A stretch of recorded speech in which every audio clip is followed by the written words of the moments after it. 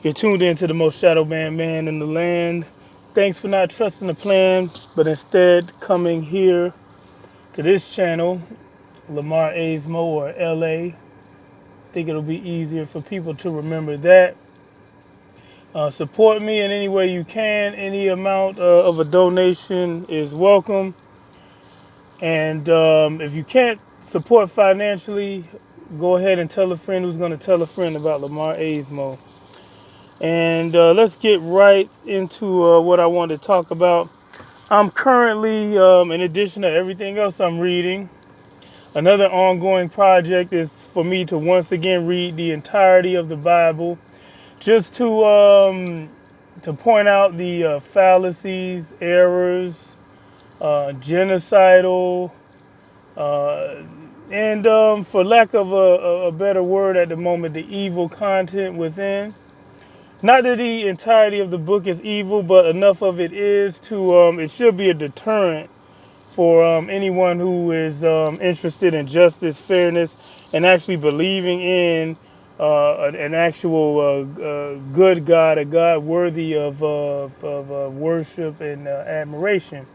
So this is my source because, I have the King James. I have several copies of the King James, by which I'll be going over those as well because I have a feeling our friends who published this, the Torah or the five books of Moses, according to the traditional Hebrew text, I have a feeling that the Jewish Publication Society in Philadelphia may be trying to preemptively remove some of the more problematic issues within.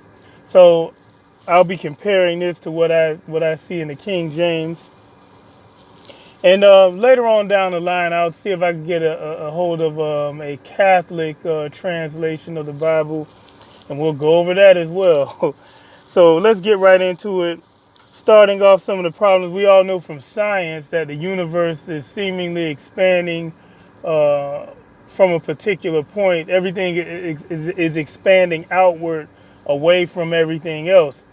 So by inference or at a guess, it is a safe assumption to assume that everything originated from a certain point, which is, I think, where the origins of the Big Bang Theory is, why they believe that's what occurred, because everything's expanding from this point, which meant everything was closer together. But unlike atheists and agnostics, I don't make the leap of not believing that there was a creator or some sort of entity that originated this universe because of that. I've heard there's a YouTuber by the name of Aaron Ra who's an aggressive atheist activist who I like some of his content when it comes to science, but he made one video where he asserted that the universe we're actually a part of a multiverse, which is could be like a bubbling cauldron. So that's one of the worst explanations of for reality that I ever heard of. That we're just one of many random bubbles in a random mess that was created by no one for no purpose. But with that being said, let's get into this because part of the reason why I want to go against the Bible, not because I've stated this in the past. Here's my disclaimer: I think Christianity is actually good for some people. For the people who it makes you a better person, it gives you hope in an otherwise bleak and oftentimes harsh world. I'm totally in favor of you maintaining your faith. But for those who use it to demonize other people unjustly and to steal other people's land because they feel that good old JC needs help, even though for them he's supposed to be God or a part of God, but somehow he needs the United States to make sure a racist colony exists in Southwest Asia. That's why I do these videos for those sort of people. But if you use it as a coping mechanism, or it actually does make you a better person, a more charitable and decent person, don't watch these videos. But anyway, first problem that I see from Genesis, even in this Hebrew version of the Bible, sponsored by the Habiru, Yahweh made the earth before light, which You know, so the Earth predates the sun and then all the other stars, and before light itself. So the Earth was made. Okay. Well, again, we all know that that doesn't coincide with actual reality. So God made land, or excuse me, not God, but Yahweh, the malignant, evil, tyrannical, racist demon. Yahweh made land-based plants before ocean life, and we all know that ocean life preceded terrestrial life. So life started out in the water. Um, that goes for plant and animal life. Okay, continuing onward.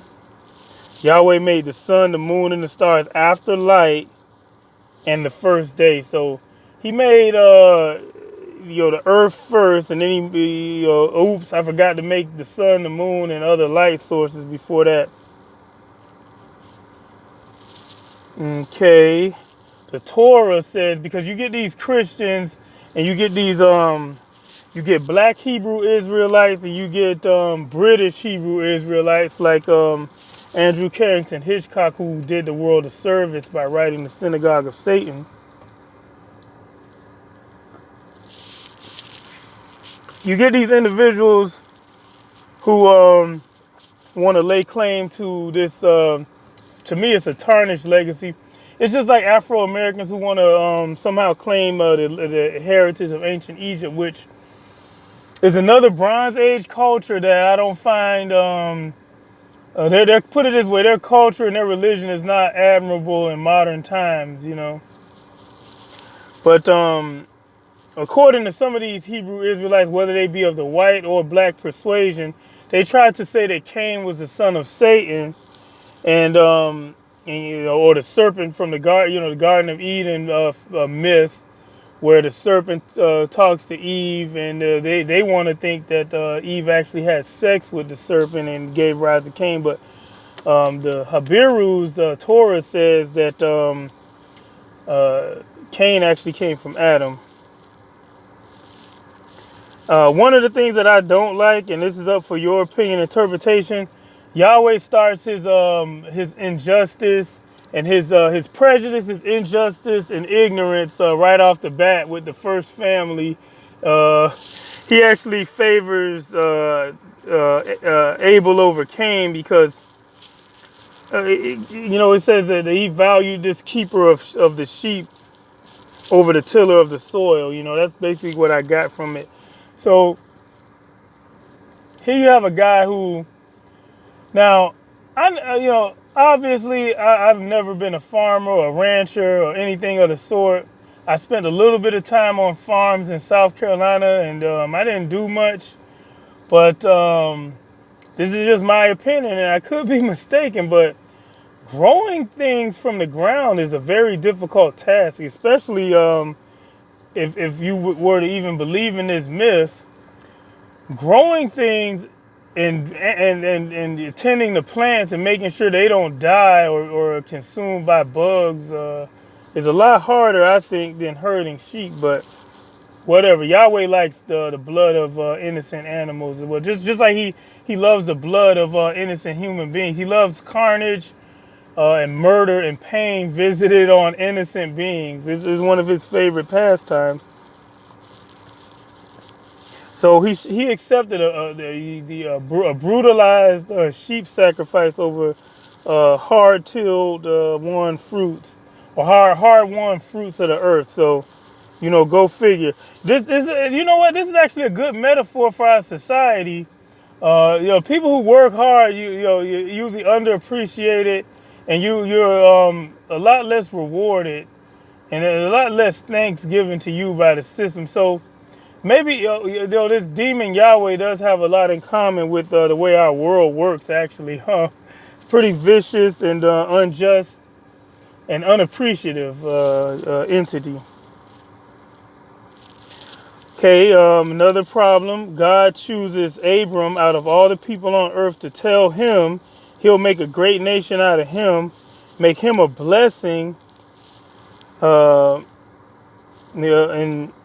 I guess the note that I put, not a blessing, oh, excuse me. He'll bless those who bless him and curse those who curse him. Oh, I put not a blessing because apparently, if, in my, this is my opinion, Abram or Abraham has not been a blessing to humanity. If he gave us the tribe, he actually gave us the only group of people, with the exception of the Hindus, who still follow a very ancient religion that's very racist and very problematic. The Habiru have caused a lot of animosity wherever they go, so they haven't been a blessing. And he tells Abram to turn north and look because that would be the extent.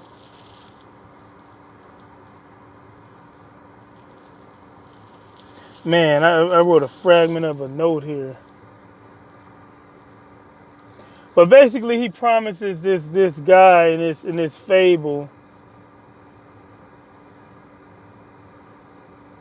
Oh yeah, and I put he made him lofty promises regarding his offspring, but his wife was barren until she was if you believe these myths, she was 100 plus before she gave birth.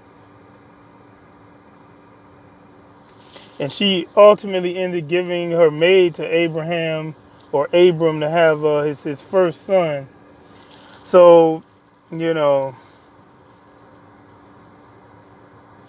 and here's an interesting fact. So according to the Torah and Jewish mythology, the ancient Egyptians were black because their ancestry went from Ham to Canaan to Mizraim. The founders of Nineveh were also black. If you go by these myths, because in these biblical myths from the Torah, there's a guy named Noah who builds an ark for him and his family, consisting of his 3 sons and their wives and his wife. Everyone else is flooded to death, and one of his sons looks at him naked. You know, the story is really the wording is really obscure, but he looks at him naked, and then he curses that son's. He curses Ham, who's the one who did it, and for all times. And this is another unjust thing that Yahweh does, which is very disgusting, is that he punishes generations upon generations for the crimes that their ancestors commit. Meanwhile, he tells the human beings, at least his racist tribe that he promotes, the Habiru, the Hebrews, the followers of the Torah, the Tanakh and the Talmud, he tells them to not don't punish the son for the sins of the father and vice versa. But yet he curses people into perpetuity for what their distant ancestors have done. Another racist and demonic injustice courtesy of Yahweh. Okay, I think I'm going to conclude here because I reached my 13th minute. In honor of Dan Marino, we're going to cut this one short. Let's hope Dan Marino lives in the hearts and minds of everyone. And I'm going to conclude this video here. And I think I'm going to upload this on the Professor Ayatollah channel because, yes, I am a religious scholar as well as a historian. So thanks for watching. And God willing, I'll see you in a future video.